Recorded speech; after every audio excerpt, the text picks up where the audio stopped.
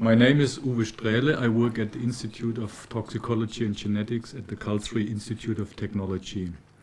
I would like to summarize here some recent work carried out in my lab by a student, Developmental Cell Roostalu. We are interested in the repair of the muscle membrane and have studied this process using the zebrafish as model. Zebrafish are extraordinary models for this because their larvae are totally transparent, allowing us to image at very high resolution many aspects of membrane repair.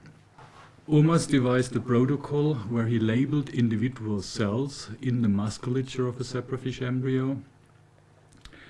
He then burned with a laser a tiny hole into the plasma membrane and looked at repair proteins, how they seal this lesion again. Let me summarize our results in a cartoon.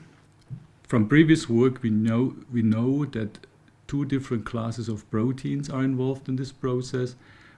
On one side the dysferlins, that are membrane proteins, and on the other side the annexins that are distributed in the cytoplasm. These proteins, upon inflicting a damage to the plasma membrane, are rapidly relocated to the plasma membrane, forming an initial patch of annexin A6 and dysferlin-coated membrane vesicles.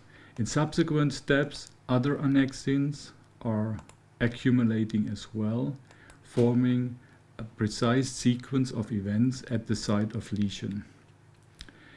Now, it is clear that this patch is not only consisting of proteins but also of membranes, and it was of course also interesting and important to understand where the membrane comes from.